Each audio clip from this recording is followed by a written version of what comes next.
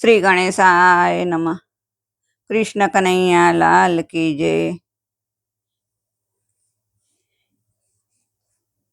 જેઠ કૃષ્ણ પક્ષના દિવસે આવતી એકાદશી અને એકાદશી વ્રત અને એકાદશી વ્રતના મહત્વની કથા વાર્તા આ વિડીયોમાં છે. શ્રી કૃષ્ણ ભગવાને ધર્મરાજાને પૂછ્યું કે હે ભગવાન, આપ મને જેઠ વદ 11નું મહાત્મા અને કથા અને તે 11નું નામ શું છે તે કહો. ત્યારે ભગવાને કહ્યું કે ધર્મરાજ સાંભળો, બધા પાપોનો નાશ કરનાર એવી જેઠ વદ 11નું પાવનકારી નામ છે યોગીની એકાદશી. અને હવે હું તેનું મહાત્મા તમને કહું છું, તે તમે સાંભળો.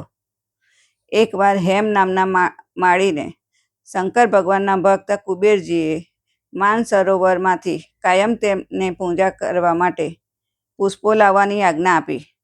પછી તો હેમ માળી દરરોજ કુબેરજી માટે માનસરોવરમાંથી પુષ્પો ચૂંટીને લાવવા લાગ્યો. માનવ જ્યારે પોતાની બુદ્ધિને ઠેકાણે રાખતો નથી ત્યારે સારા ખોટાનો વિચાર પણ કરતો નથી, અને ત્યારે તે વિનાશના પંથે જાય છે અને પોતાની જાતે દુઃખ અને કષ્ટોને નિમંત્રણ આપે છે. આમ હેમ નામનો માળી કાયમને માટે કુબેરને ત્યાં પુષ્પો લાવતો હતો.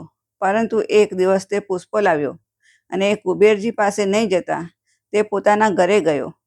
અતિ મોહક અને સુંદર એવી પોતાની પત્ની વિલાસલક્ષ પાસે ગયો અને એના રૂપમાં તે ગેલો બન્યો. પુષ્પો તેણે તેની વેણી બનાવવાના ઉપયોગમાં લીધા અને પછી તે તેની સાથે પ્રમાદ કરવા લાગ્યો.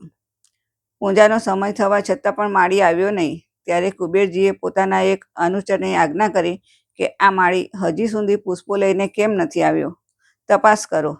અનુચર હેમ માળીને ત્યાં તપાસ કરવા જાય છે અને થોડા વખત પછી પાછો આવી અને 2 હાથ જોડી અને કુબેરજીને કહે છે કે મહારાજ, હેમ માળી તો તેને ઘરે તેની પત્ની સાથે આનંદ પ્રમોદ કરે છે.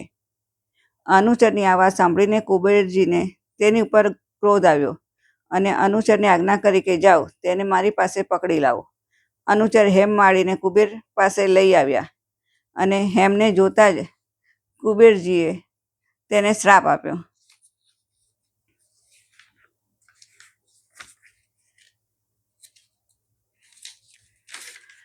કે મારી આજ્ઞાનો તે અનાદર કર્યો છે, માટે તું કોઢિયો થા અને જા સ્ત્રી અને સ્ત્રીથી વિયોગી થા.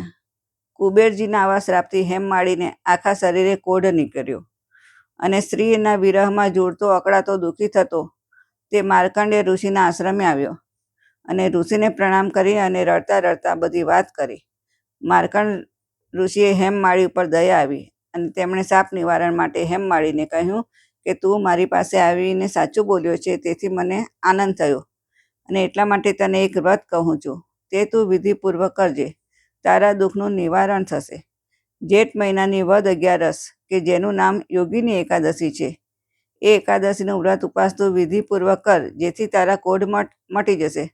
માર્કંડ ઋષિના વચનો સાંભળીને હેમ માળીને ઋષિને પ્રણામ કરી અને ઋષિની આજ્ઞા અનુસાર તેણે યોગીની એકાદશીનું વ્રત કર્યું અને તેના ફળ સ્વરૂપે તે એના અસલ રૂપને પામ્યો અને સ્વર્ગમાં જઈ અને પોતાની પત્ની સાથે પરમ આનંદથી રહેવા લાગ્યો.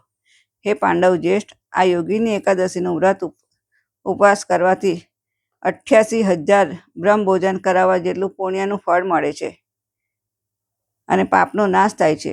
અને આ પરમ પુણ્યદાયી એકાદશી છે, માટે સકળ જગતના જીવોએ આ એકાદશીનું વ્રત પોતાના કલ્યાણ અર્થે કરવું જોઈએ. જય શ્રી કૃષ્ણ. તો આવો છે આ યોગીની એકાદશીનો મહિમા. જય શ્રી કૃષ્ણ.